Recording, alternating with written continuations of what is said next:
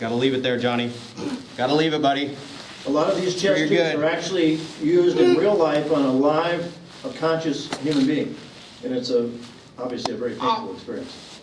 Gotta leave it there, Johnny. It's helping you, I promise. I know it doesn't feel like it. Here to talk about some training aids that are useful in trauma situations, most specifically for battlefield trauma. So these are aids that teach medics, corpsmen, even physicians such as myself who are going on deployments such as to Iraq or Afghanistan to get hands-on training with very realistic simulators that can almost perfectly imitate the types of traumatic injuries and wounds and things that we see in other places. They're extremely important.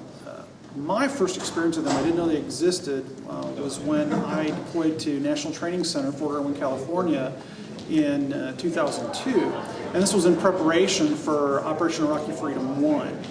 And the Sim Man was brought in as part of the mass casualty exercise during the combat operations portion of that course. We train as we fight, and they can bring this guy to your aid station. And the great thing about it is not only is it testing your knowledge of how to treat these injuries, but you're in your environment, you're in your aid station, it's set up the way you're going to set it up when you go into combat. So not only are you solidifying your skills and getting muscle memory from that, you're also learning where everything is. Because of this type of training, if you had a pulse when my medics arrived on site of the incident, you made it to the combat support hospital with a pulse.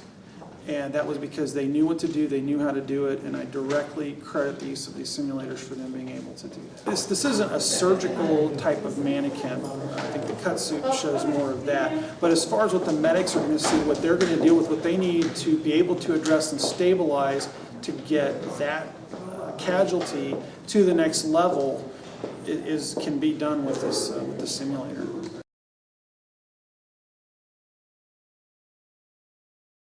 He's going to crank it down as tight as it needs to go.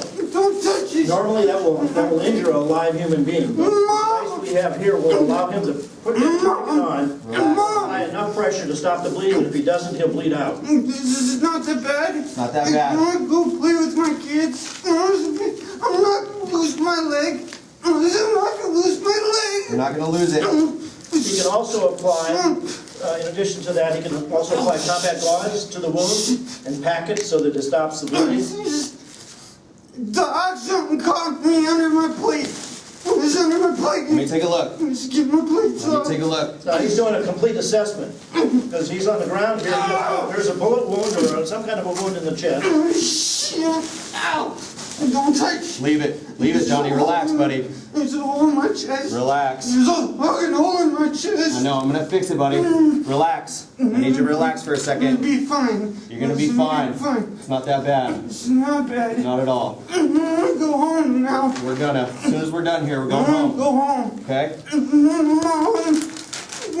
not that bad. As soon as we're done here, Now what Johnny. Greg Figueroa is going to do now, he's going to apply an occlusive dressing to that wound. Relax, buddy. Easy, don't touch it. Relax. Ow! Ow! Relax, Johnny. There's no substitute for a live human being actually acting out all these things. You can see the asymmetric rise and fall of his I chest. can't breathe. Can't breathe. He's giving all the symptoms of tension in the thorax. Fix it. I'm gonna fix it.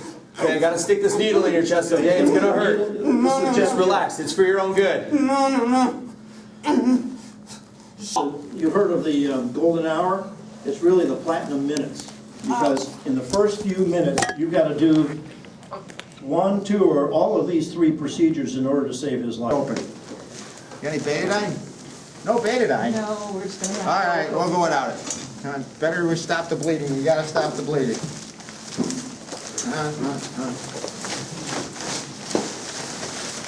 Laps. Traction, counter traction. Now this cut suit has actually been Traction, we gotta used get for in there. surgical training in a medical Come on, school. let's get in there. Dr. Troy Laporte is with Rocky Vista University Medical School, and he's introduced it. He doesn't work for strategic operations. He's an end user of this simulator. Damn it. And he's Oh, actually Jesus. done training I'm for good. second-year medical students Bleeding like who it. were introduced into surgical rotation. Let's get in. He's captain, Navy captain, brother.